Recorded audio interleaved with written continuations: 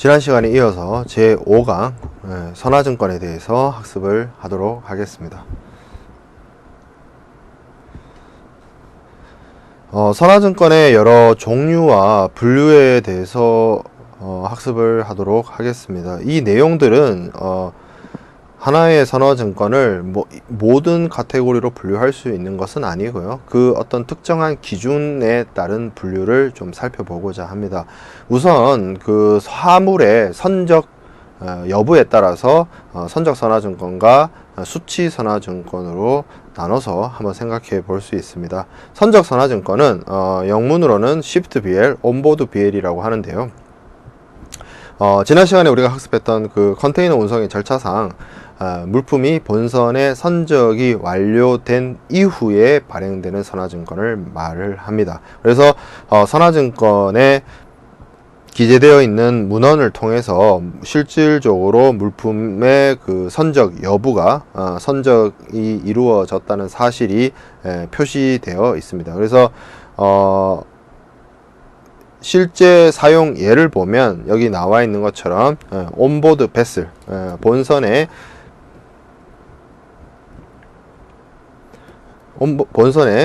온보드 더 베슬 이렇게 선적되어 있고 그 화물의 상태가 외관상 양호하다 라는 식으로 표시가 되어 있는 것이 선적선화증권이 되겠습니다.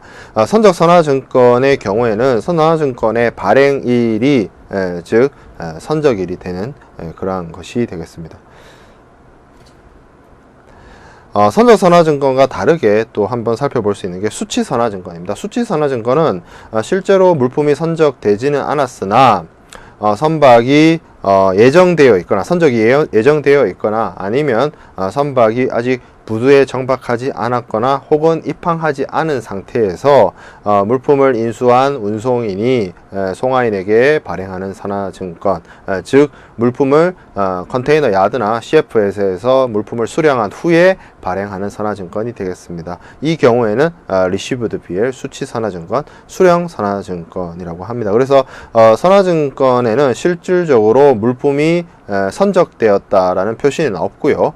선적이 예정되어 있다 내지는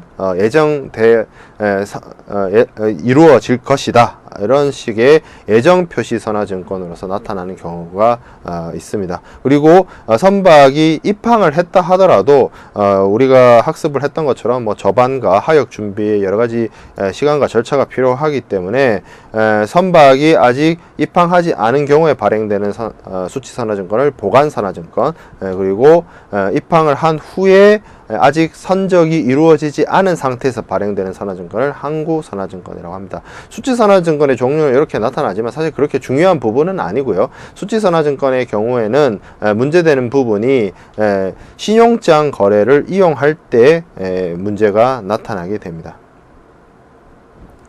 신용장 거래는 은행을 통한 무역 거래에 있어서 가장 보편화되어 있는 대금 결제 방법 중에 하나인데요. 이 신용장과 관련된 국제적인 규칙 중에 UCP 600이라는 규칙이 있습니다. 이 UCP 600에 따르면 그 선화증권의 수리 요건에 있어서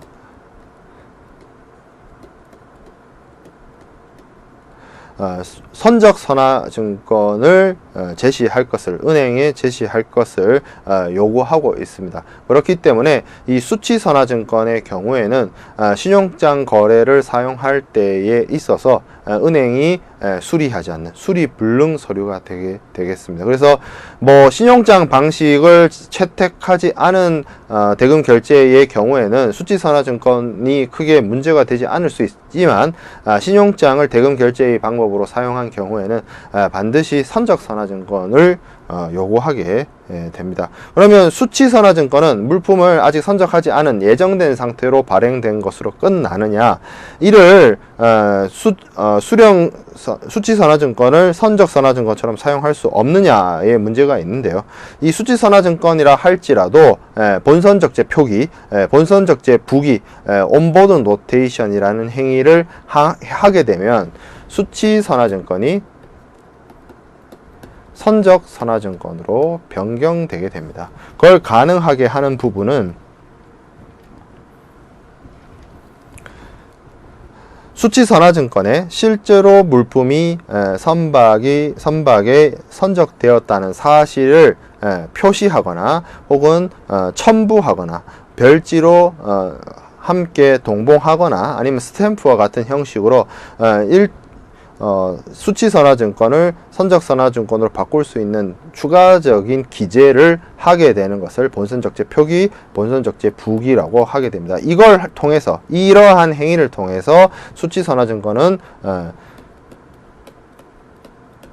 선적선화증권으로서 성격이 바뀌게 되고 UCP에 따라서 신용장 거래에 있어서 은행이 수리할 수 있는 서류가 됩니다. 이 경우에는 실제로 처음에 수치선화증권으로서 발행된 서류의 발행 날짜인 5월 1일과 본선적재 표기가 하게 된 5월 3일이 있다라고 쳤을 때 이 5월 3일이 물품의 실제 선적일로 간주하게 됩니다.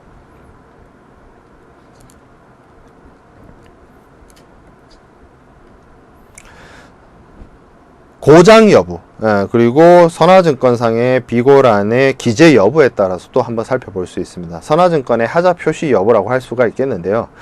선화증권에는 기본적으로 물품의 명세가 기재됩니다. 이 물품의 명세는 선화증권의 화물의 명세와 그 명세의 옆에 또 여러가지 비고란, 리마크란의 내용을 기재하게 되는데요. 이러한 리마크란에 화물의 상태가 양호하고 그리고 운송계약의 내용대로 화물의 명세대로 물품이 선적되었다라는 사실을 기재하고 화물이 안전하고 양호한 상태로 있다는 것을 나타낼 때 이 비고란에는 양호한 상태로 화물이 선적되었다라고 기재하거나 아무런 표시가 없는 경우가 해당이 됩니다. 요 두 경우를 화물의 상태가 양호하고 문제가 없다는 무고장 선화증권 클린 BL이라고 하게 됩니다. 만약에 이 선화증권상의 비고란에 선적 요청서나 아니면 부킹 노트에 따른 화물의 계약 내용과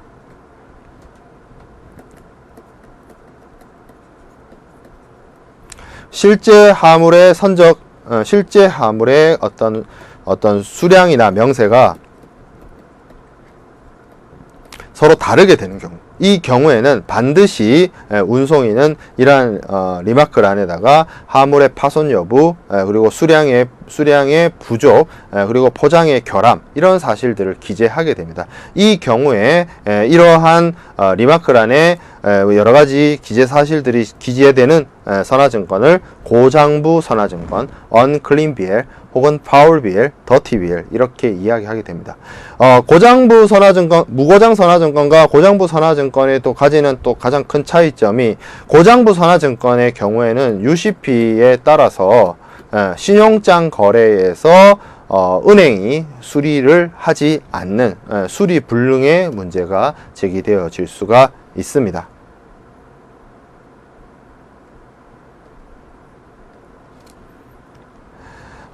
선화증권에 이러한 그 비고란에다가 물품의 어떤 특징이나 물품의 어떤 실제 물품과 계약 물품의 차이와 같은 내용들을 반드시 운송인이 기재해야 되는 이유에는 선화증권의 어떤 발행 의무가 운송인에게 있기 때문입니다. 보통 무역 거래에서 수출자이자 송화인이 운송인과 계약을 통해서 운송계약을 체결하고 물품을 선적을 하게 되는데요. 이때 분명 그 반대쪽에는 수입자이자 수화인이 있습니다. 그래서 이 매매 계약에 따라서, 이 두 사람의 매매 계약에 따라서 물품을 송화인이 선적을 하게 되는데, 매매 계약이나 운송 계약에서는 예를 들어 화물의 어떤 중량이나 이런 부분이 100톤이었다라고 했다면 이 100톤의 화물이 운송이 이루어져야 할 텐데요. 만약에 실제 선적된 화물의 무게는 100톤이 아닌 80톤이라고 가정을 한다면 100톤과 80톤 사이에는 괴리가 존재하게 됩니다. 이 괴리감을 운송인이 아무런 의사표시나 아무런 행동을 하지 않은 상태로 운송을 하게 되면 수입자는 당연히 자신의 어떤 계약 내용, 계약 내용과 그리고 운송 서류상의 기재 사실과 상이한 실제 인수된 화물, 실제 인도된 화물의 이 차이에 대해서 이제 클레임을 제기하게 됩니다. 이 경우 운송인이 아무런 잘못이 없다 하더라도 서류와 수화인 입장에서는 이 서류를 전적으로 신뢰할 수밖에 없기 때문에 서류와 실제 화물 사이의 이 갭 20톤에 대해서 그 상실에 대한 책임을, 그 부족분에 대한 어떤 책임을 운송인에게 클레임을 제기할 수 있습니다. 그렇기 때문에 운송인이 책임을 져야 하는 문제가 발생하게 되죠. 하지만 실제로 계약은 100톤에 이루어졌고 실제 선적은 80톤에 이루어졌을 때 운송인이 이 부족분에 대해서 BL에다가 20톤이 부족하다 라는 사실을 기재하게 되면 수화인 입장에서는 실제 선적돼서 운송된 화물과 계약 화물 간의 어떤 차이가 운송인에게 기책 사유가 있지 않고 원래 처음부터 선적지에서 수출자이자 송화인이 운송인에게 화물을 넘길 때부터 20톤이 부족한 상태로 인도되었다는 사실을 충분히 입증할 수 있고 신뢰할 수 있습니다. 이 경우에는 그러면 수입자이자 수화인은 운송인에게 클레임을 제기하는 것이 아니라 송화인에게 클레임을 제기하는 것이고 운송인은 이러한 부분에 있어서 책임을 지지 않을 수 있게 되는 점이죠. 그렇기 때문에 운송인은 실제 화물의 어떤 내용과 계약 내용과의 차이와 관련해서 이런 선화증권상의 비고란에 리마크란에다가 내용을 기재하는 것이 매우 중요합니다. 운송인에 있어서는 어떻게 보면 자신의 책임과 관련된 부분이기 때문에 이를 성실하게 이행을 해야 되겠죠.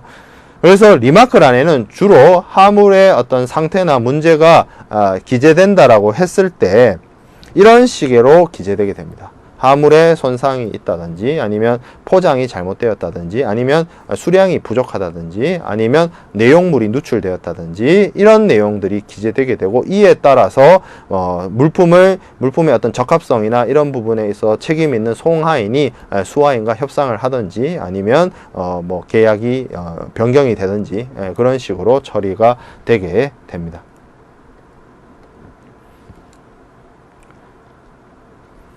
자, 고장부 선화증권으로 인정되지 않는 문헌으로 좀 살펴보도록 하겠습니다. 7번 슬라이드에 있는 여러가지 내용들은 선화증권의 비고란에 기재되었다 할지라도 그 내용 자체가 고장부 선화증권이 되지 않는 경우입니다. 기본적으로 일단 우선적으로 화물이 내용이 기재되었다 할지라도 외관상 양호한 상태로 기재되었다,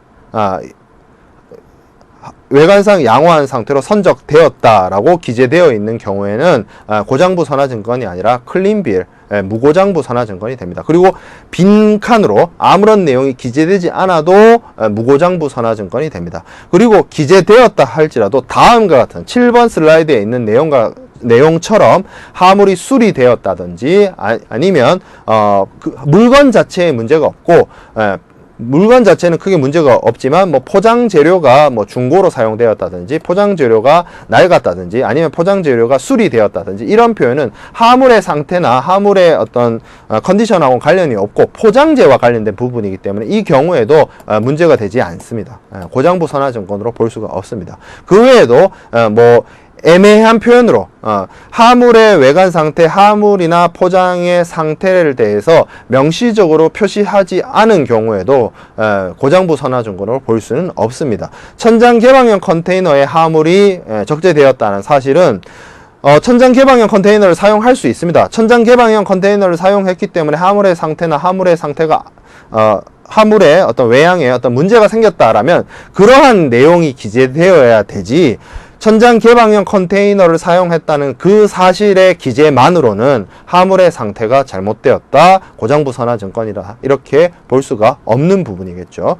또한 컨테이너 화물의 경우에는 뒤에서 다시 컨테이너 BL에 대해서 얘기를 하겠습니다만 컨테이너의 경우에는 기본적으로 FCL 화물의 경우에는 운송인이 컨테이너에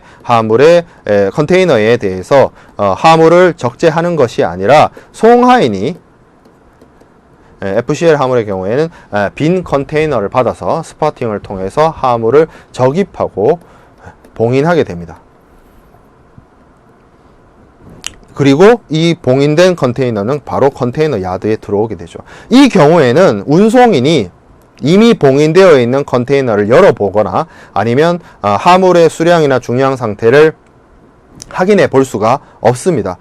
그래서 이 경우에 운송인은 자신의 눈으로 직접 화물의 수량이나 화물의 상태나 이런 부분들을 파악하지 못했기 때문에 그냥 단지 송화인이 자신에게 통보한 내용, 자신에게 신고한 내용에 따라서 선화증권에 화물의 명세나 내용을 기재할 수밖에 없습니다. 그래서 선화증권에 자신이 직접 검사하지 않았고 송화인이 신고한 내용에 따라서 화물의 명세를 작성했다는 사실을 기재하는 경우에는 이 경우에는 수화인 쪽에서도 화물을 양육항에서 도착을 해서 컨테이너를 열었을 때 실제 운송된 화물과 계약 물품과의 차이가 있다 하더라도 이 부분을 운송인에게 책임을 묻거나 할 수가 없기 때문에 이런 신고 내용에 따른다 혹은 쉬퍼가 화물을 적재하고 숫자를 세웠다와 같은 부지 약관의 내용은 고장부 선화증권으로 인정받을 수가 없는 무고장 선화증권에 해당이 됩니다.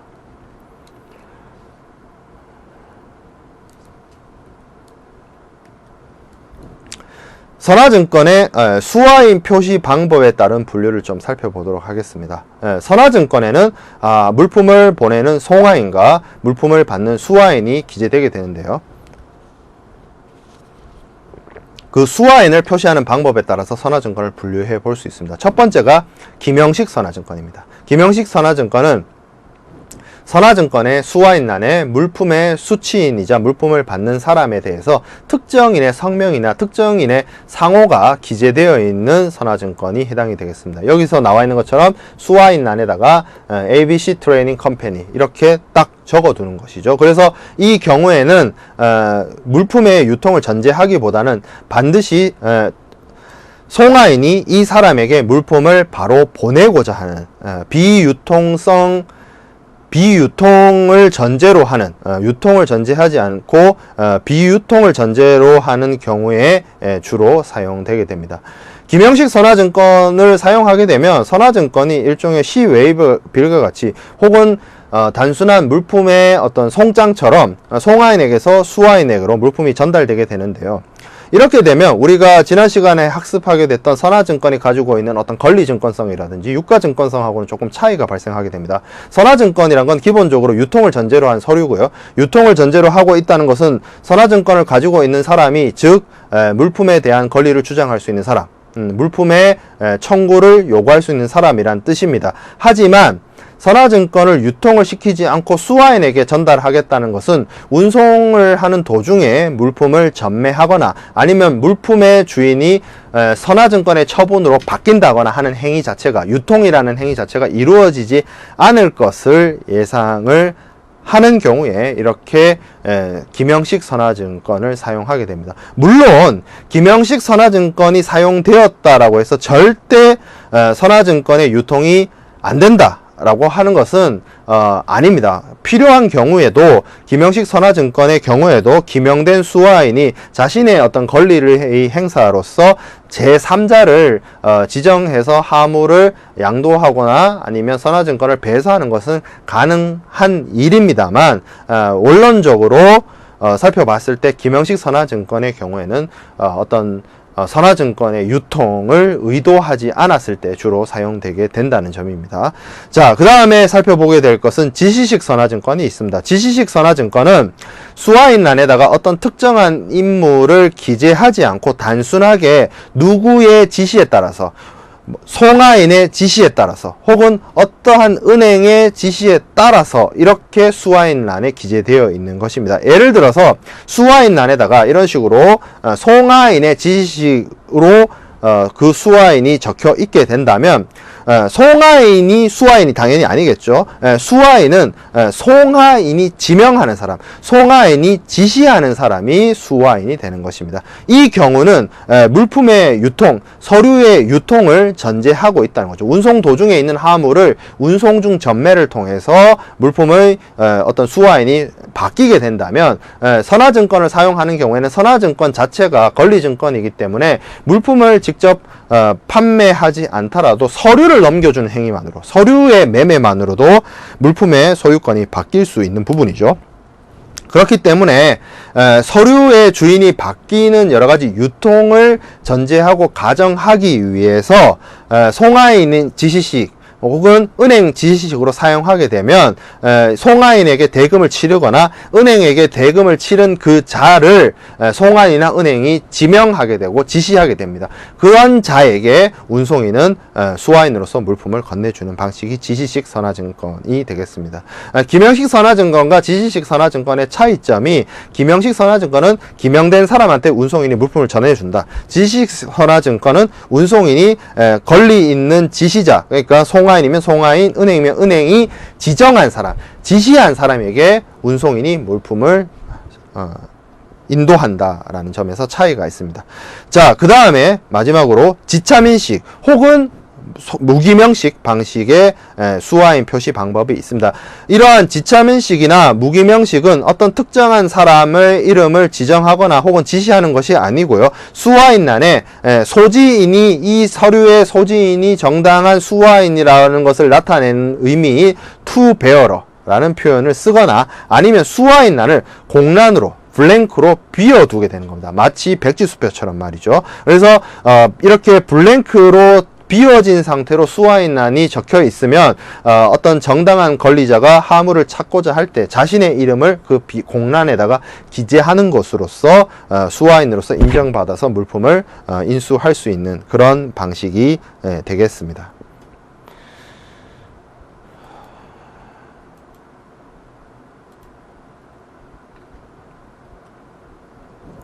자, 수화인 지정 방법에 대해서 우리가 조금 더 세부적으로 좀 살펴보겠습니다. 기명식은 앞에서 말씀드린 것처럼 특정인의 이름을 기입하는 것이고, 특정인을 원래 의도는 유통을 전제하지는 않는데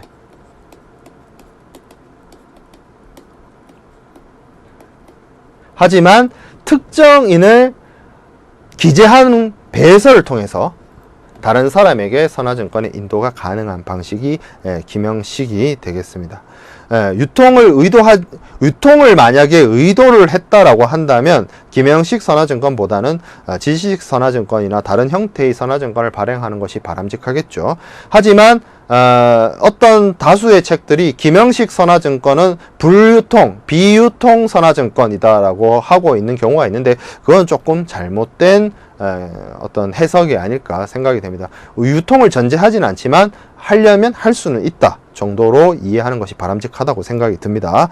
자, 그리고 무기명식의 경우에는 백지죠.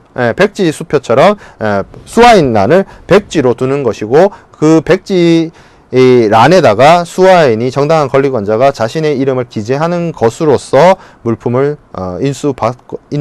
물품을 운송인으로부터 인도받을 수 있는 방식이 되겠습니다.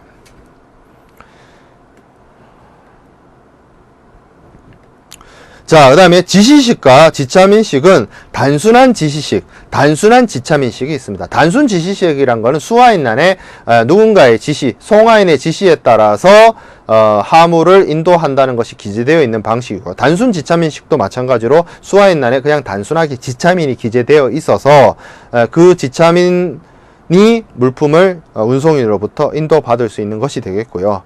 그 외에도 기명지시식이라든지 선택지시식이라든지 그런 방식이 있습니다.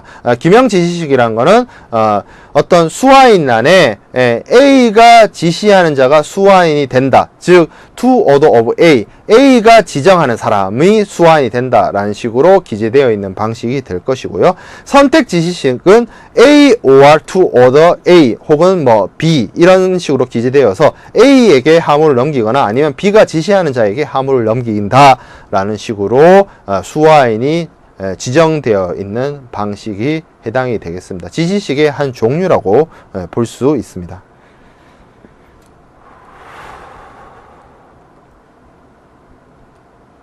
자, 선화증권의 어떤 배서 방법에 대해서 살펴보도록 하겠습니다. 배서라는 행위는 뒷면에 기재한다는 뜻입니다. 선화증권이 지시식으로 사용이 되든 아니면 뭐 다른 어떤 기명식으로 사용이 되게 되든 어떠한 사람에게서 다른 사람에게로 선화증권의 권리가 양도되어지게 될 때는 반드시 필요한 행위가 이 배서가 되겠습니다. 그래서 배서를 하는 방법에는 첫째, 기명식 배서가 있습니다. 기명식 배서란 거는 선화증권을 넘겨받을 사람의 이름을 특정인으로서 기재하는 방식이 되겠습니다. 여기 실제 예에서 나와 있는 것처럼 A 엑스포터가 B 뱅크에게 선화증권을 넘긴다라고 한다면 특정인의 이름이 기재되는 방식이 기명식 배서가 되겠습니다.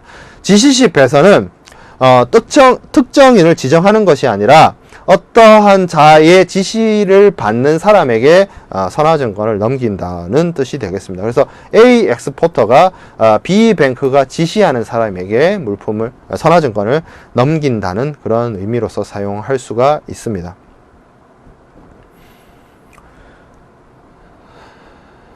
자, 그 다음에 백지식 배서가 있습니다. 백지식 배서는 A 엑스포터가 P 배서인을 기재하지 않고 공란으로 두어서 P 배서인이 나중에 서류를 받은 다음에 자신의 이름을 기재하여 물품의 권리를 받을 수 있는 방식이 됩니다.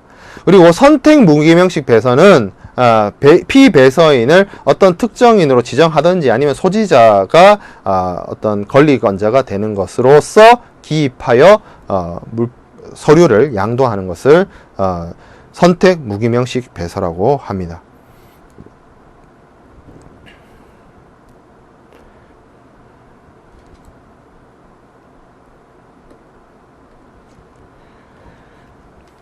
자, 이렇게 선화증권을 유통하고 선화증권을 양도하는 것은 어떻게 보면 신용장 거래와 관련이 되어져 있습니다. 우리가 보통 신용장 거래라고 하는 것은 무역에 있어서의 가장 대표적인 대금 결제 중에 한 방법인데요.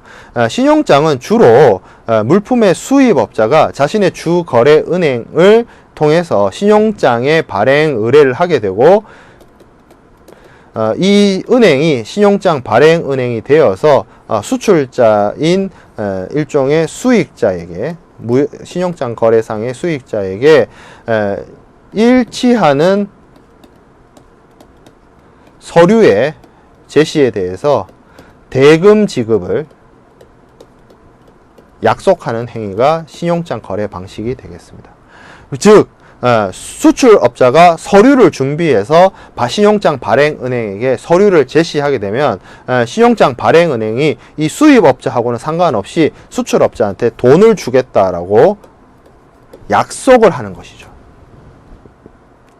이러한 그 신용장 거래 방식이 가져다주는 혜택이 수출업자 입장에서는 물품을 선적하고 나서 돈을 떼일 수 있는 어떤 신용 위험에서 벗어날 수 있게 됩니다. 왜냐하면 은행이 서류만 제대로 준비해서 제시를 해주면 대금을 줄 수 있기 때문이죠. 그리고 수입업자 입장에서도 그냥 물품이 오기 전에 돈을 먼저 주게 되면 어떤 물품이 오지 않는다거나 하는 그런 어떤 상업 위험에 빠질 수가 있는데요. 기본적으로 자신의 거래은행인 발행은행을 통해서 신용장 거래를 하게 되면 대금이 먼저 자신의 주머니에서 나가는 것이 아니라 은행이 대금 지급을 하는데, 그때 최소한도로 수출업자가 은행에게 제시한 물품의 운송 서류, 물품이 실제로 선박과 같은 운송수단에 선적되었다는 사실을 나타내는 서류를 확보한 후에 은행이 대금을 지급하기 때문에 돈을 먼저 주고 선불을 했을 때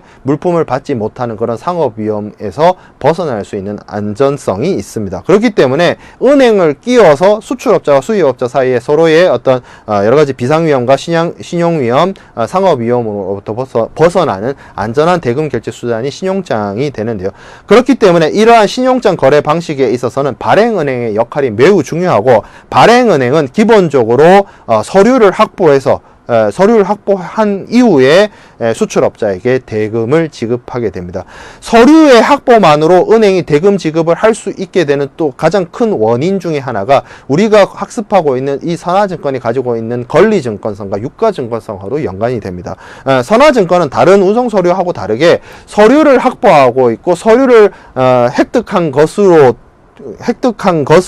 물품을 확보하고 물품을 권리를 주장할 수 있는 것이 됩니다. 즉 서류를 들고 있는 사람이 곧 물건의 주인이 된다는 뜻이죠. 그렇기 때문에 수출업자로부터 신용장 발행은행이 신용장 거래를 통해서 선화증권을 확보하게 되면 신용장 발행은행 입장에서도 수출업자에게 대금을 지급해 주고 나서도 크게 문제가 없다는 것이죠. 왜냐하면 자신에게는 선화증권이 와 있고 선화증권을 통해서 물품을 인도받을 수 있게 되기 때문입니다. 그래서 이 신용장 거래가 쓰이게 되는데 그렇기 때문에 단순하게 선화증권의 수화인을 수입업자로 기재하게 되면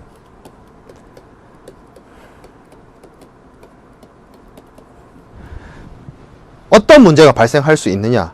돈을 수출업자에게 지급하는 것은 수입업자가 아니라 신용장 거래에서는 신용장 발행은행이 됩니다. 하지만 물품을 찾아가는 수화인을 이러한 신용장 발행은행으로 하지 않고 수입업자라고 기재해 버려서 BL이 도착하자마자 수입업자가 물건을 가지고 나갈 수 있게 된다라고 한다면 이 발행은행은 수출업자에게 먼저 지급한 대금을 이 수입업자로부터 회수하지 못하는 문제, 담보 확보의 어려움의 문제가 발생할 수 있게 됩니다. 그렇기 때문에 수화인을 수입업자로 바로 지정하지 않고 수출업자가 지정하는 자, 즉 송화인이 지정하는 자 혹은 발행은행이 지정하는 자가 수화인이 된다는 식으로 지시식으로 선화증권을 발행하는 것이 신용장 거래와 같은 대금 결제 방식을 사용했을 때 신용장 발행은행이 어떤 대금의 확보, 대금의 담보 확보적인 측면에서 필수적으로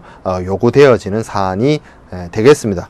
그렇기 때문에 우리가 앞에서 살펴봤던 어떤 지시식 서류의 경우에는 주로 그 지시를 하는 사람들이 송화인인 경우도 있습니다만 대체적으로 은행 중에서도 뭐 지정은행이나 매입은행이 될 수도 있겠습니다만 주로 신용장 발행은행이 지시인이 되는, 그리고 그 통상적인 경우에 신용장 거래가 정상적으로 이루어졌다라고 한다면 이 물품의 대금을 발행은행이 먼저 지급한 이 물품의 대금을 상환하는 수입업자가 이 신용장 발행은행으로부터 지시를 당하는 사람이 될 가능성이 매우 큽니다. 그렇게 해서 대금의 상환으로 대금을 상환하게 되면 신용장 발행은행은 그 자신에게 주어진 BL에 따라서 지시를 하겠죠. 그리고 지시를 받은 사람은 수입업자가 되고 수입업자는 그렇게 해서 BL을 넘겨받게 되고 이 BL을 통해서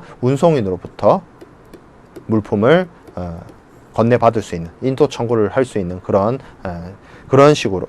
방식으로 물품의 유통과 대금 결제가 이루어지게 됩니다. 그래서 무역 거래에서는 주로 이렇게 운송 서류인 선화증권과 금융 서류인 신용장 내지는 추심 방식에서의 어떤 사용되는 한어음이 같이 결부되어서 대금을 회수하고 운송 서류를 전달하는 이러한 방식을 화환치결 제도라고 합니다.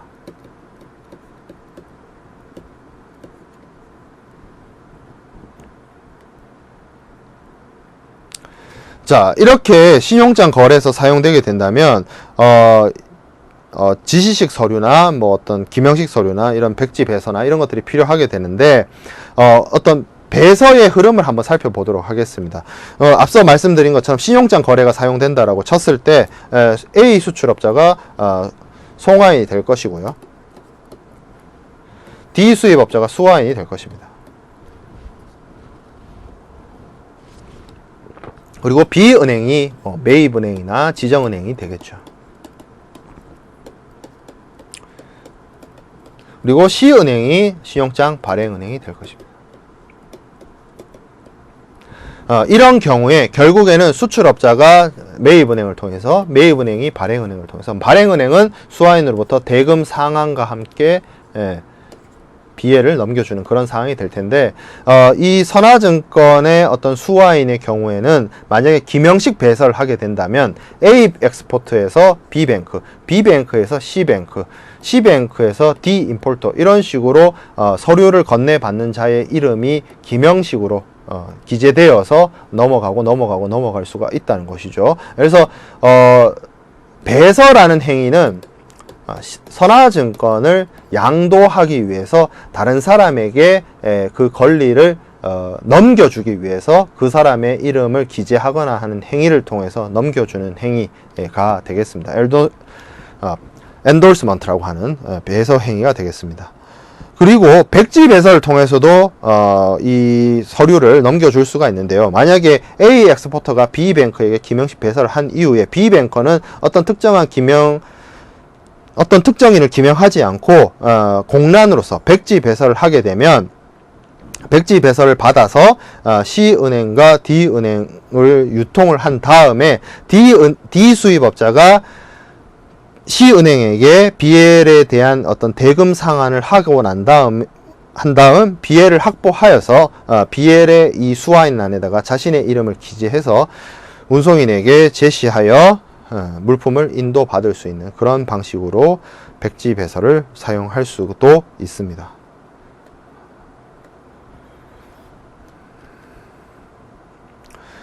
자, 앞에서 살펴본 것처럼 지시와 배설을 통해서 선화증권은 유통이 가능합니다. 그래서 이렇게 선화증권을 유통하는 경우를 유통가능 선화증권이라고 하고요. 유통을 전제하지 않는 유통이 불가능한 선화증권을 유통불능 선화증권이라고 합니다. 또한 국제무역에서 사용되는 국외의 해상운송을 전제로 발행되는 선화증권은 해양선화증권, 그리고 국내의 해상운송에서 발행되는 선화증권은 내국선화증권이라고 명칭하게 됩니다. 내국선화증권은 수출자, 수입자가 있는 것이 아니라 그냥 단순하게 보내는 사람과 받는 사람만 있는 그런 경우가 해당이 되겠습니다.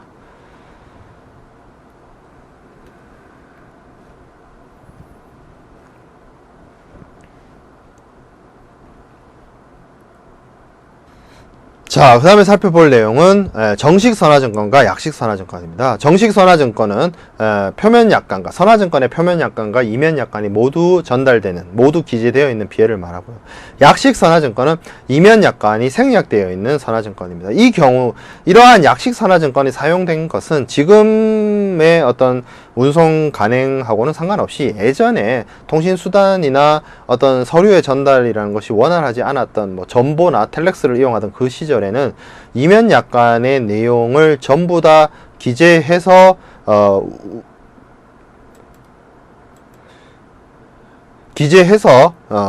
서류를 전달하게 된다면 여러 가지 통신적인 한계와 어려움이 있었기 때문에 이 경우에는 그 선화증권의 그 전면부에 있는 주요한 내용만 먼저 보내고 이면 약관과 관련된 내용은 차후에 우편과 같은 방식으로 전달하는 그런 경우에 사용되었던 선화증권이 약식 선화증권이 되겠습니다.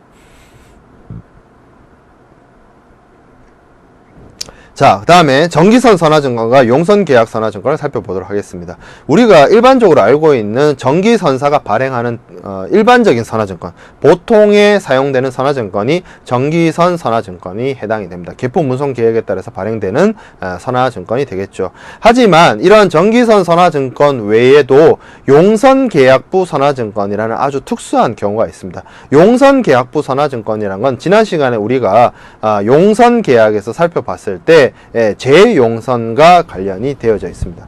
선주가 용선자에게 선박을 용선하게 되면 이 경우에는 차터 파티라고 하는 용선 계약서가 작성이 됩니다. 하지만 이제 재용선의 경우에는 이 용선자가 다시 운송인이 되어서 재용선을 하게 되죠. 이 사람이 즉 하주가 되는 것이죠. 이 경우에는 이 두 사람 사이에 운송 계약이 체결되게 됩니다. 용선 계약이 아닌 운송 계약이 체결되게 됩니다. 요 관계는 용선 계약이 되고,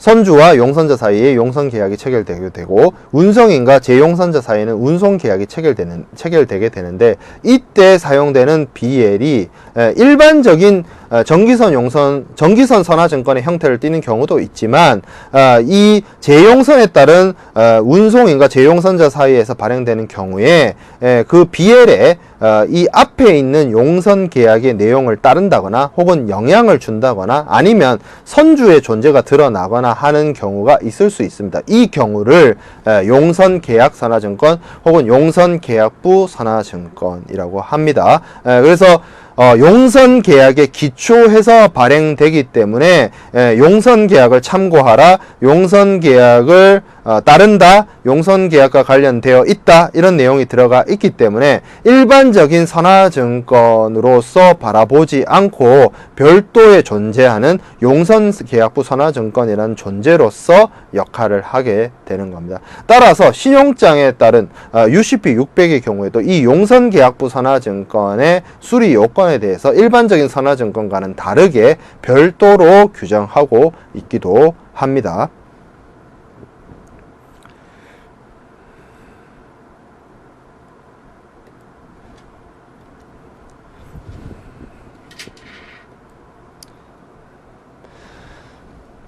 선화증권의 발행인에 따른 분류를 한번 또 살펴보도록 하겠습니다. 운송할 화물을 한 명의 하주가 하나의 컨테이너를 다 채우지 못하는 LCL 화물, 소량 화물의 경우에는 물론 선박회사인 선사가 직접 여러 하주들을 CFS를 통해서 집배하는 경우도 있지만, 어떤 경우에는 프라이 포워더라고 하는 포워더, 즉 운송주선인이라는 사람이 중간에서 중간 역할을 수행하는 경우가 있습니다. 운송주선인이 개별 하주로부터 화물을 인수받아서 이거를 하나의 컨테이너로 만들어서 운송회사와 직접적으로 운송 계약을 체결하게 되는 그러한 형태가 되겠습니다. 그래서 선박회사 입장에서는 이 운송주선인 포워더하고의 직접 계약이기 때문에 LCL 화물이 아닌 그냥 하나의 컨테이너로서 계약을 하겠죠. 그래서 요때 발행되는 선화증권은 집단 선화증권 마스터 BL이라고 하고요. 이 혼재업자가 개별 하주에게 나눠주는 선화증권의 경우에는 하우스 BL 혹은 프라이 포워더가 발행했다는 뜻에서 포워더스 BL이라고 합니다.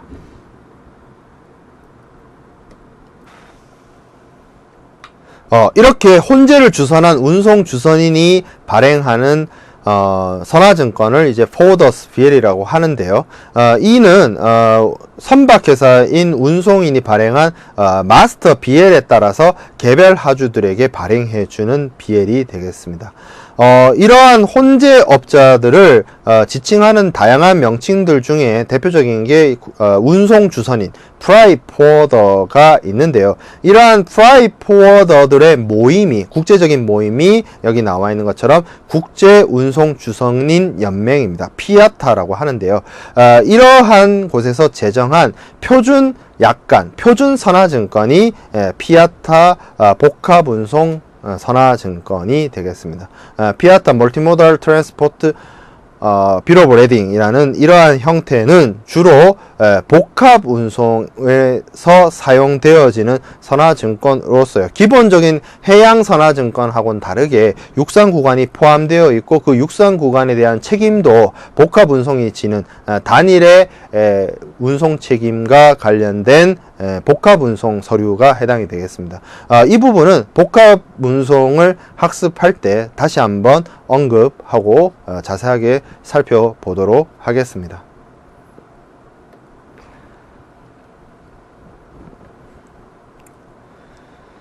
자, 그 다음에 살펴볼 선화증권은 서렌더 BL입니다. 서렌더 BL은 BL의 그 권리증권성, BL의 유가증권성을 서렌더 한다는 것입니다.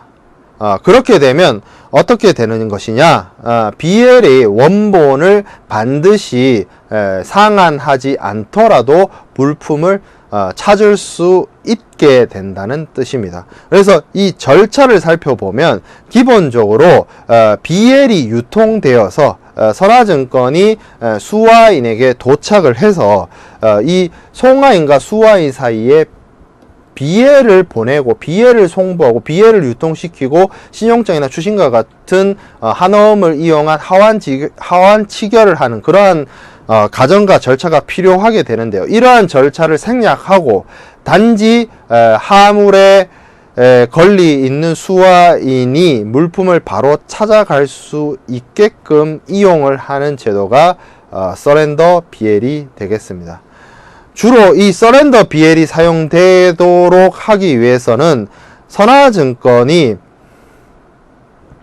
권리증권으로서 작동을 하지 않게 되기 때문에 서렌더 BL이 사용이 되려면 송화인 입장에서는 대금 회수가 전혀 문제가 없는 경우에 사용이 가능해지게 됩니다. 앞서 말씀드린 것처럼 선화증권이 가지고 있는 어떤 권리증권성이란 게 서류를 들고 있는 사람이 물품의 주인이 되기 때문에 선화증권을 이용하게 된다면 수출자 입장에서는 수입자가 자신에게 돈을 줄 때까지 서류를 넘겨주지 않음으로써 어떤 물품을 확보하고 대금에 대한 어떤 대금 회수를 하기 위한 어떤 물품의 담보권을 행사하는 것과 동일한 효력을 가지게 됩니다.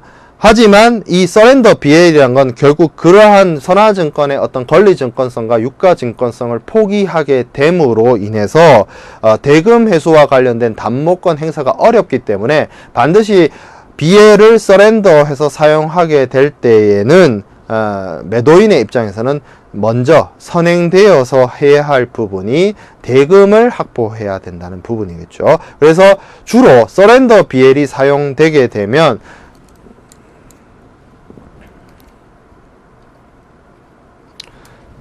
단순 송금 방식을 통해서 우선적으로 물품에 대한 대금을 송화인이 확보한 이후에 사용하게 됩니다. 그렇게 되면 이미 송화인은 수화인으로부터 물품의 대금을 확보하게 되었다라고 한다면 BL이 어떻게 사용되어지고 BL이 어떻게 유통되어지는지는 별 큰 문제가 아닐 수 있습니다. 그렇기 때문에 발행된 선화증권을 반납을 시켜서 운송인에게 반납을 시키고 사본을 교부받아서 전달하거나 통보하게 됩니다. 그래서 원본 없이 양육항에서 운송인에게 원본 BL의 사용 없이 물품을 인수할 수 있도록 해주게 되는 거죠. 보통 이렇게 되면 BL의 사본에다가 서렌더드라는 표시를 해가지고 이용을 하고 전자적인 방식으로 그 내용을 팩스로 보내든지 이메일로 보내든지 하게 됩니다. 그래서 수화인은 이 서렌더드 된 BL에 기명된 수화인임을 자신이 그 해당되는 사람임을 입증하면 서류상의 수화인과 자신의 어떤 동일성을 입증하게 되면 운송인으로부터 물품을 원본 선화증권을 제시하지 않더라도 물품을 인도받을 수 있게 되는 방식이 서렌더 BL이 되겠습니다. 그래서 BL의 가장 중요한 어떤 역할이자 기능이라고 할 수 있는 권리증권성과 유가증권성을 포기함으로 인해서 직접 원본 서류를 유통하지 않고도 수화인이 물품을 바로 찾아갈 수 있도록 하게 하는 시스템이 서렌더 BL이 되고, 이 서렌더 BL이 사용되기 위해서는 전제 조건으로 단순 송금 방식에 의해서 송화인이 대금 회수가 확보되어야 된다는 점과 반드시 원본 BL은 회수되어야 된다는 점입니다. BL을 서렌더 해가지고 사본만으로 혹은 전자적인 방식으로 보낸 어떤 서류만으로 수화인이 자신이 사본상의 선화증권 사본상의 수화인과 자신이 동일함을 입증하는 행위만으로 운송인으로부터 물품을 인수받을 수 있기 때문에, 그러한 행위와 함께 원본 BL이 독립적으로 사용되고 있다 그러면 여러가지 분쟁이나 여러가지 혼란을 줄 우려가 있기 때문에 서렌더 BL이 사용될 때에는 반드시 원본 서류의 반납 그리고 단순 송금 방식을 통한 송화인의 대금 확보, 요 두 가지 측면이 이루어져야지만 이 서렌더 BL이 사용되어질 수가 있습니다. 그래서 서렌더 BL을 사용하게 되면 송하인 입장에서는 대금을 빨리 회수할 수 있고, 보통 이제 선부를 받겠죠. 물품이 선적되어지게 선화증권을 송부하기 이전에 대금을 확보할 수 있기 때문에 대금을 선불받을 수 있다는 이점이 있고요.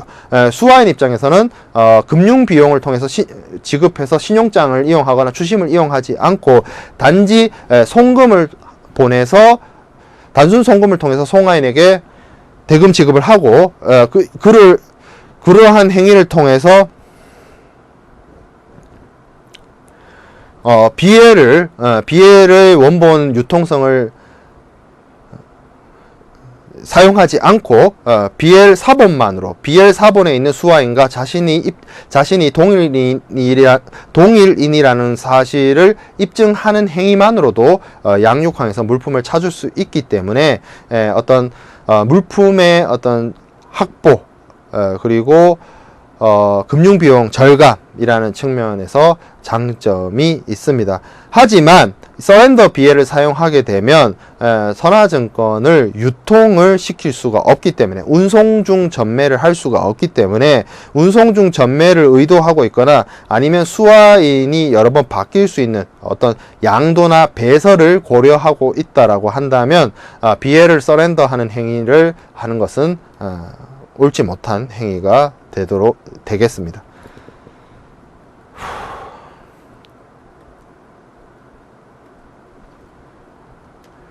자, 그 다음에 살펴보게 될 선화증권의 종류는 스테일 BL과 백데이트 BL입니다.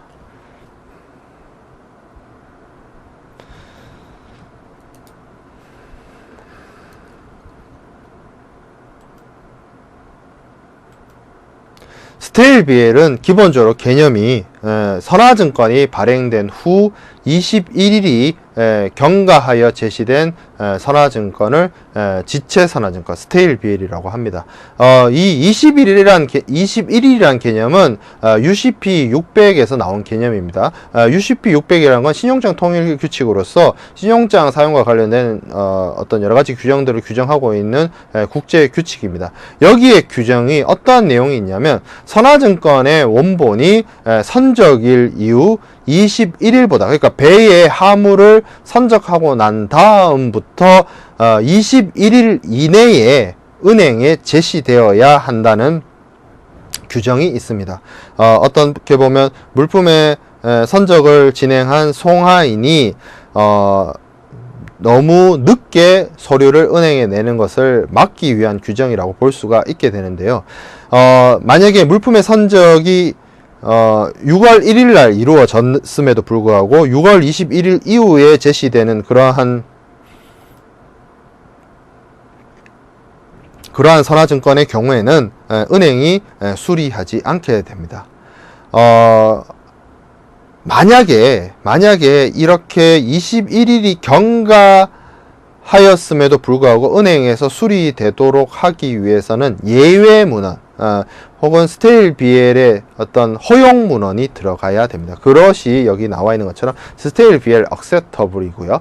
이런 스테일 BL acceptable이 적혀 있으면 물품의 선적이 이루어진 날로부터 21일보다 더 나중에 은행에 제시되어도 은행은 수리할 수 있게 됩니다. 사실 이 지체선화증권이란 개념은 신용장 거래에서 사용되어지기 위한 것이고요. 선화증권의 어떤 기능적인 측면에서는 스테일 BL은 크게 상관이 없습니다. 선화증권이 발행된 날로부터 뭐 한 달이 지났든 두 달이 지났든 석 달이 지났든 그 기능적인 측면에서 권리증권성이나 뭐 유가증권성에 큰 문제가 있는 것은 아니고, 다만 신용장 거래에서 제시되어질 때 선적일로부터 21일 이후에 은행에 제시되게 되면 스테일 BL 지체선화증권이 된다는 점입니다. 그래서 이 지체선화증권의 경우에는 필수 불가결하게 보세 창고도 거래와 같은 경우에는 필수 불가결하게 지체선화증권이 사용되어질 수밖에 없게 되는 경우가 있습니다. 그래서 보세 창고 거래에 대해서 좀 살펴보면,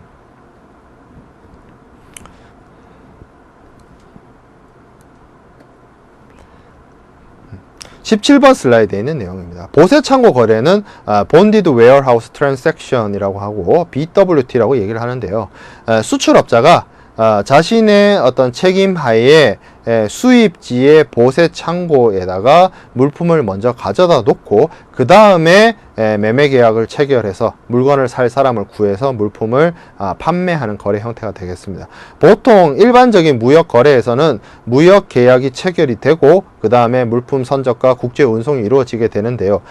보세 창고도 거래의 경우에는 수출자가 물품을 수입지에 먼저 가져다 놓고 이 물품을 구매할 사람을 찾는 방식이 되기 때문에 실제로 매매 계약이 운송보다 국제 운송보다 뒤쪽에 발생하게 됩니다. 그렇기 때문에 매매 계약 자체가 물품 운송보다 늦기 때문에 매매 계약에 따른 어떤 대금 지급이 국제 운송이 이루어지고 난 후로부터 한참 뒤에 일어나는 사건이 되겠죠. 그렇기 때문에 이러한 보세 창고 거래에 의해서 미리 수입국에 와 있는 물품의 경우에는 그 운송 서류 자체가 전부 다 선적일로부터는 최소 21일 이상이 지난 지체선화증권이 될 수밖에 없습니다. 그렇기 때문에 보세 창고 거래를 사용하는 경우에 대금 결제 방식을 신용장 방식으로 채택을 했다라고 한다면 반드시 신용장 상에 Stale BL Acceptable 지체선화증권을 은행이 수리할 수 있다라는 문헌을 삽입을 해서 어떤 수리 거절 사태를 대비할 필요성이 있겠습니다. 자, 그 다음에 살펴볼 게 선선화증권, 발행일자 소급선화증권, 백데이트 BL입니다. 이 경우는 예를 들어서 매도인과 매수인 사이에 물품 선적에 대한 약속이 6월 말까지 하기로 했다라고 친다면 이 6월 달 안에 매도인이자 수출자인 송하인, 매도인, 수출자, 송하인 모두 같은 말이죠. 같은 사람을 지칭하는 것이죠. 송하인이 물품을 운송을 의뢰해서 선적을 해야 될 텐데요. 근데 실제 선적이 7월 3일 날 이루어졌다. 그러면 3일이 경과한 후에 물품의 선적이 이루어졌기 때문에 송하인 입장에서는 계약 위반이 되겠죠. 그래서 이 사람이 운송인에게 요청을 합니다. 서류를 7월 3일에 선적이 이루어진 것이 아니라 6월 28일과 같은 6월 말의 날짜로 바꿔치기해서 선화증권을 발행해 달라고 요청해서 그렇게 발행되는 선화증권, 날짜를 앞으로 땡긴 선화증권이 백데이트 BL이 되겠습니다. 이 경우에는 실제로 물품 실제 선적일보다 빠른 날짜로 BL이 발행되긴 했는데요. 그 사실 자체가 어떻게 보면 그 어떤 사문서 위조에 해당되기 때문에 이 경우에는 여러 가지 문제가 발생할 수 있습니다. 그래서 사용하는 것이 바람직한 부분은 절대 아니고요. 되도록이면 사용을 하지 않는 것이 좋습니다.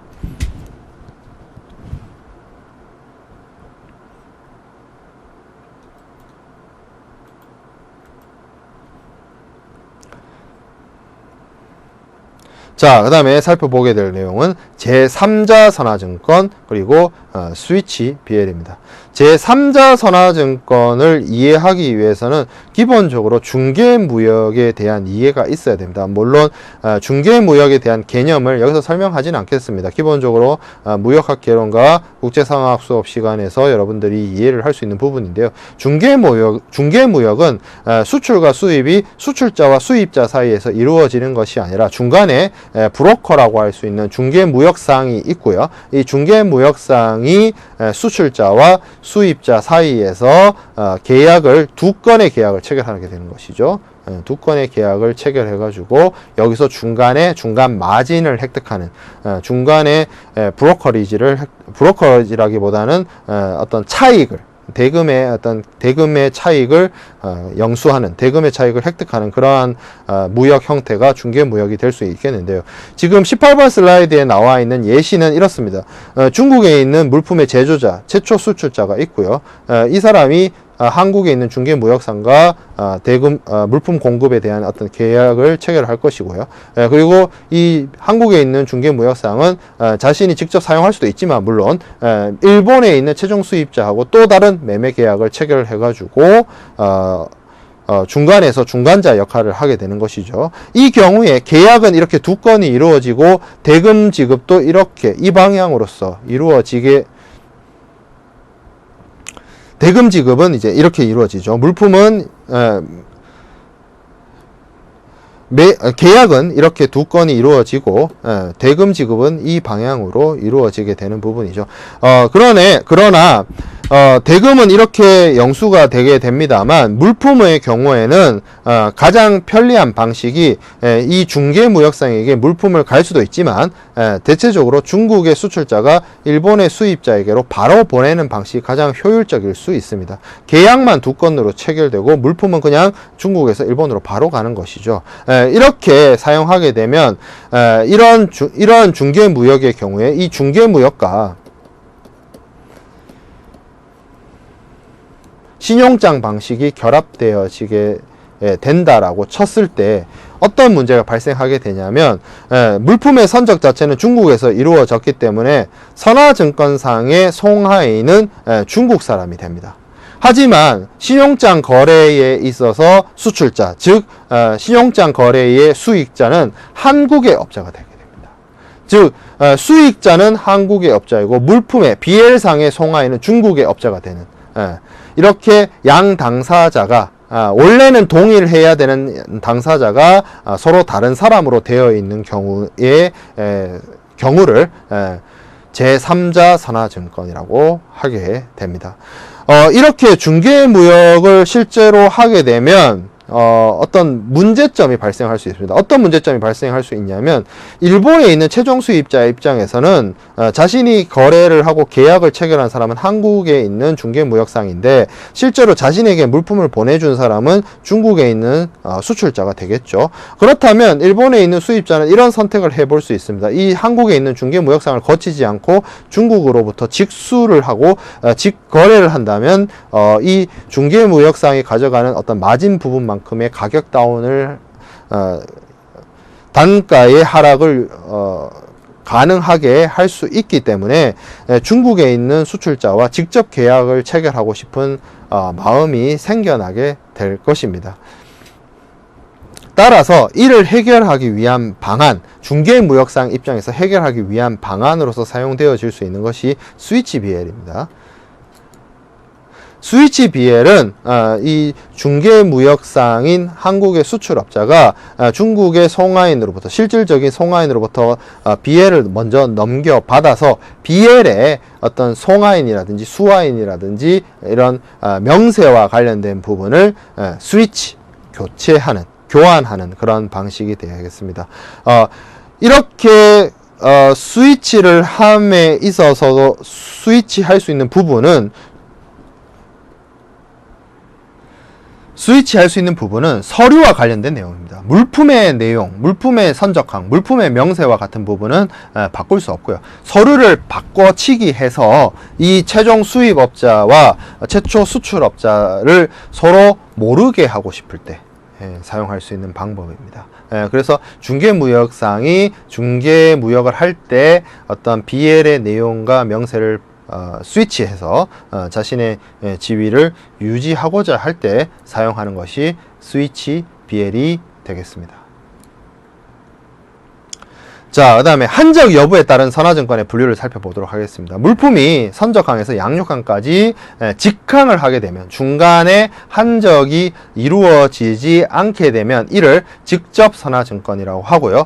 운송하는 도중에 중간항에서 하나의 선박에서 내려져서 다른 선박으로 한적해서 양육항까지 운송되는 경우에는 한적이 이루어지는 트랜시먼트가 일어나는 한적 선화증권이 되겠습니다. 그래서 이러한 프로세스 자체가, 운송의 흐름 자체가 한적 선화증권의 경우에는 한적이 행해진다, 한적이 예정되어 있다, 이런 식으로 기재되어 있겠죠. 그래서 사용되어집니다. 물품의 한적이란 것은 뭐 사용할 수 있는 선택이고요. 필요한 경우에는 어떤 특정한 항구에 가기 위해서 중간에 기차항을 들려야 되는 경우가 있을 수 있기 때문에 충분히 운송 가능적으로, 운송의 어떤 실무적으로 선택할 수 있는 옵션이 되겠습니다. 하지만 이 한적선화증권이 선화증권의 기능적으로는 크게 문제가 없지만 이 한적선화증권이 사용되어질 때는 앞서 여러 가지 문제가 되었던 부분인 신용장 거래하고의 결합이 되었을 때의 유의점이 있습니다. UCP 600에서는 기본적으로 한적을 금지하지 않으면 기본적으로 한적은 OK입니다. 하지만 반대로 한적을 금지하고 있는 경우에는 한적은 이루어져서는 안 됩니다. 이것은 지켜져야 되겠죠. 한적을 금지하는 이유는 한적을 터부시하고 한적을 금지했던 예전에는 그런 것들 때문이었습니다. 어떤 부분이었냐면 컨테이너가 사용되기 이전에는 물품이 재래화물이었기 때문에 그 개별 상자나 개별 포대나 개별 마대를 도르래를 이용해서, 포대를 이용해서 운반을 하고, 아니면 사람의 인력으로 어떤 선박에서 싣고 어떤 선박에서 내려서 또 다른 선박에 싣고, 이런 절차와 과정이 이루어졌습니다. 그 기간 자체가, 한적이라는 기간 자체가 화물을 싣고 내리는 과정이 컨테이너 사용 이전에는 굉장히 기간을 많이 차지했고 기간이 굉장히 많이 걸렸습니다. 그리고 그 절차 자체가 사람의 수작업으로 이루어지는 부분이 많았기 때문에 한적 도중에 물품이 파손된다거나 멸실된다거나 하는 그런 위험에 노출되는 가능성이 매우 높았습니다. 그래서 예전에는 한적을 터부시하고 한적을 되도록이면 피했습니다. 하지만 지금 현재는 한적이 컨테이너 운선을 이용하고 컨테이너를 통해서 물품이 운송되고 있기 때문에 한적이 그렇게 물품에 어떤 상태나 영향을 주는 것이 매우 줄어들게 되었습니다. 왜냐하면 컨테이너 그 자체가 아주 튼튼한 창고 역할을 수행을 하고 있기 때문이죠. 그래서 컨테이너 안에 들어간 화물들은 컨테이너가 보관하고 있기 때문에 몇 차례의 크레인과 몇 차례의 몇 차례 크레인을 이용한 물품의 선적과 하역, 양화 작업이, 선적과 하역과 같은 어떤 하역 작업이 이루어진다 하더라도 크게 문제가 되지 않을 수 있기 때문에 이 한적을 터부시하고 한적을 금지했던 그런 경향에서는 많이 벗어나 있습니다. 그래서 이러한 것들이 반영이 되어서 UCP 600에서는 기본적으로 한적을 금지하더라도, 한적에 어떤 금지 문헌이 있다 하더라도 컨테이너와 같은 용기의 물품이 적재되어서 운송되고 있는 경우에는 한적이 허용되고 있습니다.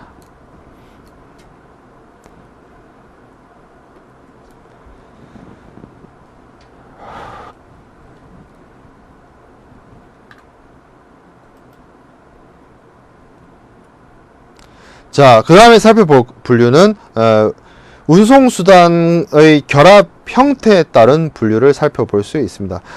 통선화증권은 기본적으로 두 가지 이상의 동종 또는 상이한 운송 방식이 결합되어 있는 경우를 뜻합니다. 이때 발행되는 선화증권이 통선화증권이 될 것이고요. 복합운송선화증권은 두 가지 이상의 상이한 운송 방식이 결합되어 있는 경우, 즉 멀티모달 트랜스포트, 복합 운송의 경우에 복합 운송인이 전 구간에 대해서 단일의 운송계약, 단일의 책임을 지는 경우에 발행되는 선화증권을 복합 운송 선화증권이라고 합니다. 그리고 이 복합 운송 선화증권은 우리가 나중에 복합 운송을 학습하게 될 때 다시 이야기를 하겠습니다만, 기본적으로 복합 운송 서류가 별도의 운송 서류 형태로 발행되기보다는 선화증권의 형태로 발행되는 경우가 많습니다. 특히 그 복합 운송의 개념상 육상 운송과 해상 운송, 그리고 육상 운송이 이렇게 결합되어 있는 경우에 주 운송 구간이 해상 구간에 해당이 되는 경우에는 주로 선화증권의 형식과 양식을 빌려서 복합운송 서류가 복합운송 선화증권의 형태로 발행된다라고 보시면 되겠습니다. 주로 피아타가 제정한 피아타 BL이 이런 식으로 발행이 됩니다. 이 부분은 나중에 복합운송을 학습할 때 다시 언급하도록 하겠습니다.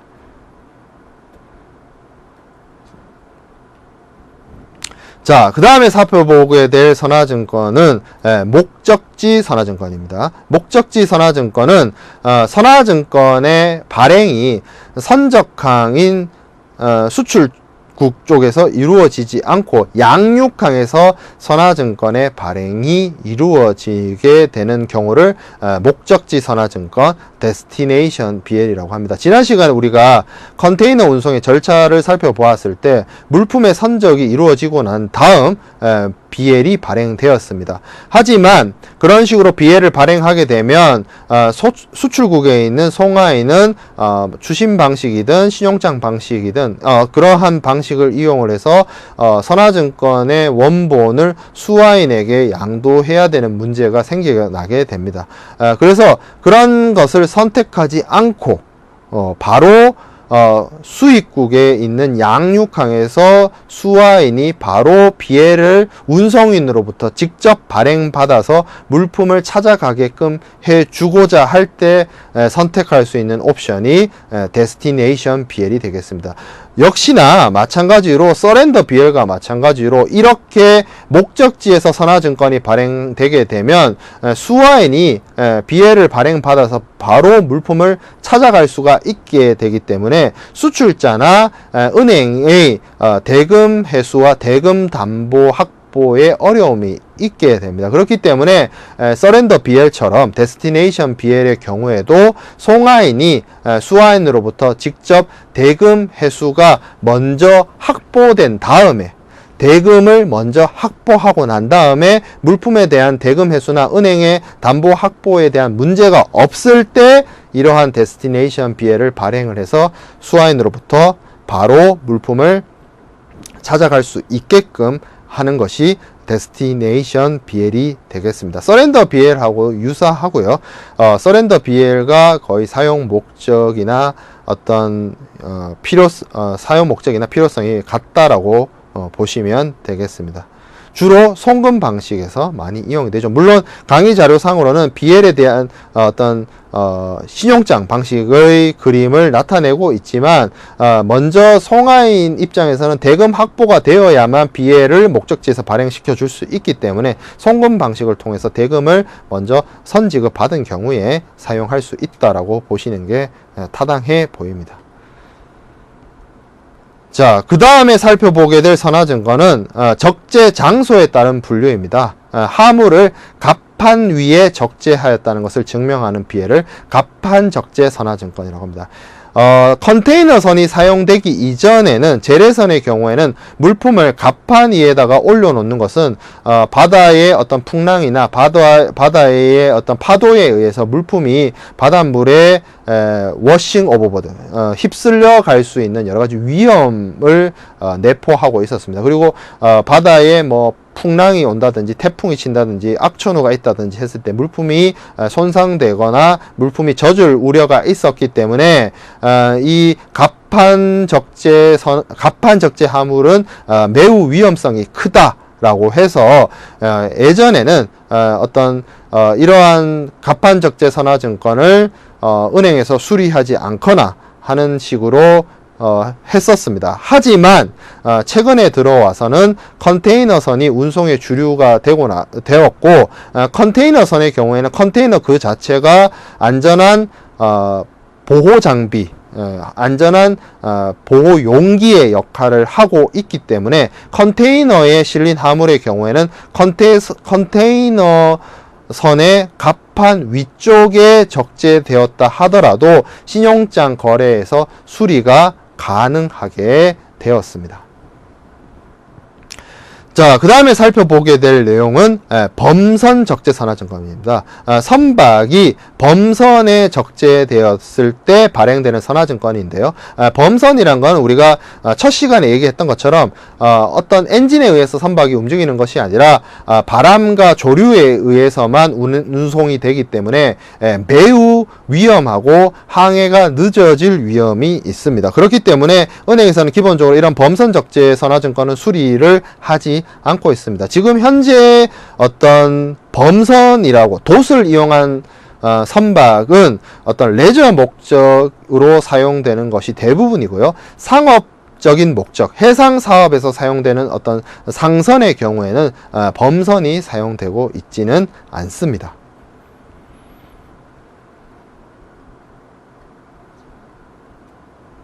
자, 그 다음에 살펴보게 될 내용은 컨테이너 BL입니다. 제가 고장부 선화증권의 무고장 고장부 문헌에 해당되지 않는 부분을 설명을 하면서 어떤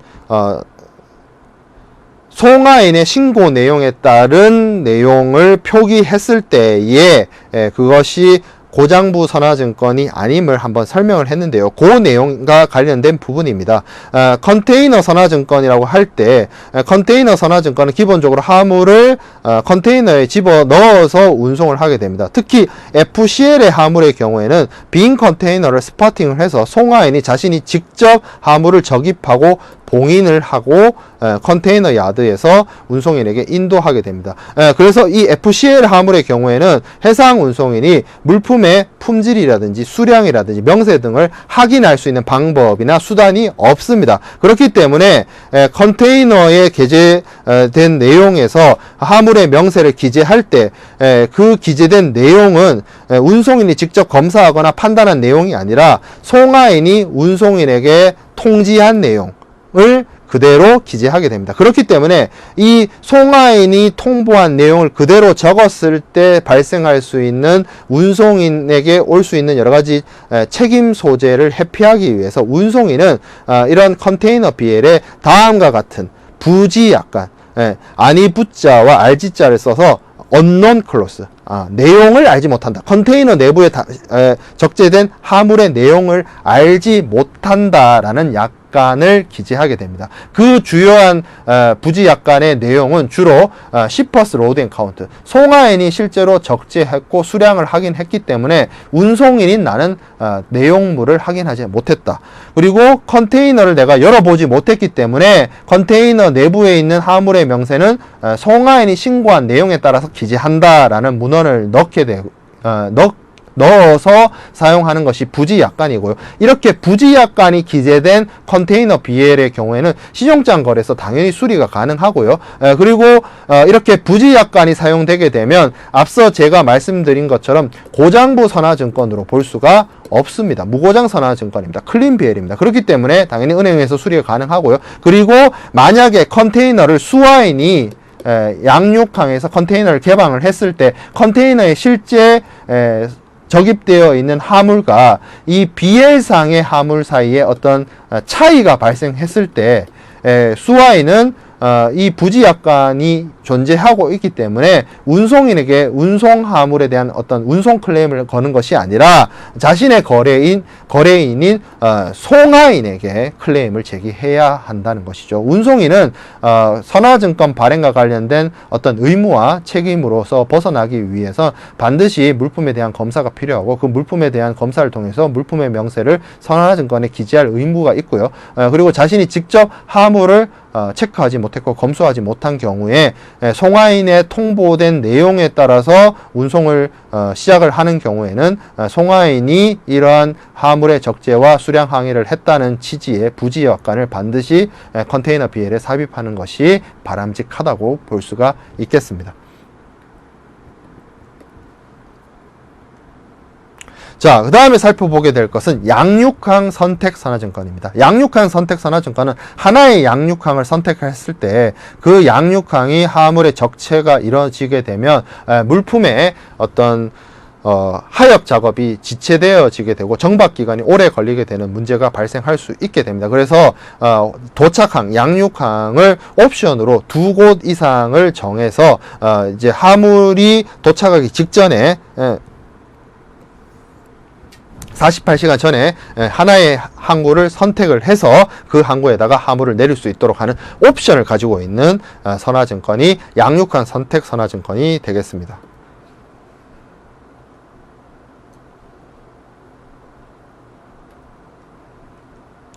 자, 그 다음에 살펴보게 될 선화증권은 레드BL입니다. 레드클로즈BL, 레드BL, 인슈얼드 BL이라고 하는데 레드BL은 해상 운송과 관련된 보험의 부보의 여부를 선화증권을 통해서 기재하고 있는 경우를 뜻합니다. 예전에는 해상보험이 발달하기 이전에는 하주가 선박회사인 운송인을 통해서 보험 부보를 하고 그 보험 부보 사실을 선화증권에 기재하도록 했는데요. 그 경우가 레드비엘이 되겠습니다. 지금 현재는 보험제도의 발달과 보험의 대중화로 인해서 하주가 직접 보험회사를 컨택을 해서 보험을 부보하는 형태로 이루어지고 있습니다. 물론 항공운송의 경우에는 그 항공운송의 어떤 주기 자체가 매우 빠르고 신속하게 이루어지기 때문에 항공운송 주선인을 통해서 보험을 부보하는 경우가 있지만 해상운송은 지금 현재로서는 하주들이 직접 보험회사와 접촉을 해서 보험 계약을 체결하고 포괄 예정 보험을 선택했을 때 보험료 할인이라든지 그런 혜택을 볼 수 있기 때문에 운송회사를 통한 보험 부보는 지금 현재로서는 실무적으로는 거의 이루어지지 않는다라고 말씀드릴 수 있겠습니다.